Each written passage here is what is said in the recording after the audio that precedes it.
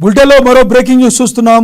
జయశంకర్ భూపాలపల్లి కాళేశ్వరం ప్రాజెక్టులోని మేడిగడ్డ బ్యారేజ్లో మరమ్మత్తు పనులు ముమ్మరంగా కొనసాగుతున్నాయి. 10 రోజులుగా బ్యారేజ్లోని డౌన్ స్ట్రీమ్ వద్ద సిసి బ్లాక్లను తొలగించి కింద కంకర వేసి మళ్లీ యథావిధిగా 210 మీటర్ల పొడవున షీట్ ఫైల్స్ వేస్తున్నారు. 7వ బ్లాక్లోని 19, 20, 21 పియర్ల గేట్లను కట్ చేస్తున్నారు. సిసి బ్లాక్ల మధ్య ఏర్పడిన ఖాళీ స్థలాలను కాంక్రీట్తో పూడ్చుతున్నారు.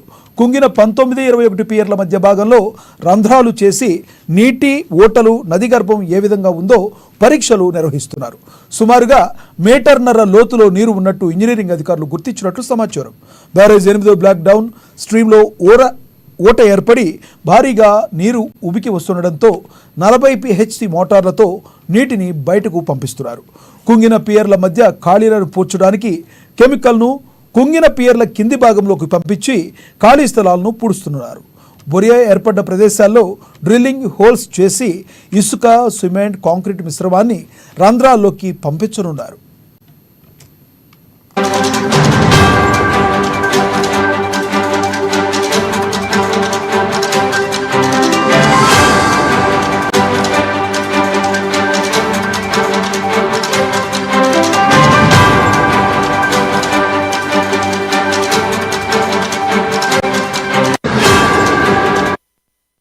జయశంకర్ భూపాలపల్లి కాళేశ్వరం ప్రాజెక్టులోని మేడిగడ్డ బ్యారేజ్లో మరమ్మతు పనులు ముమ్మరంగా కొనసాగుతున్నాయి.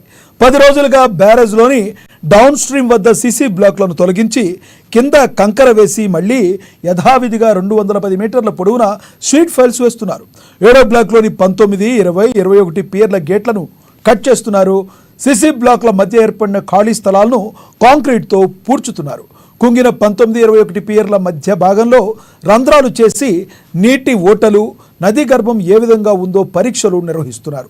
సుమారుగా 1.5 మీటర్ల లోతులో నీరు ఉన్నట్టు ఇంజనీరింగ్ అధికారులు గుర్తించినట్టు సమాచారం. బ్యారేజ్ 8వ బ్లాక్ డౌన్ స్ట్రీమ్లో ఓట ఏర్పడి భారీగా నీరు ఉబికి వస్తుండటంతో 40 HP మోటార్లతో నీటిని బయటకు పంపిస్తున్నారు. కుంగిన పియర్ల మధ్య ఖాళీలను పూడ్చడానికి కెమికల్ను కుంగిన పియర్ల కింది భాగంలోకి పంపించి ఖాళీ స్థలాలను పూడ్చనున్నారు. బొరియా ఏర్పడ్డ ప్రదేశాల్లో డ్రిల్లింగ్ హోల్స్ వేసి ఇసుక, సిమెంట్, కాంక్రీట్ మిశ్రమాన్ని రంధ్రాల్లోకి పంపించనున్నారు.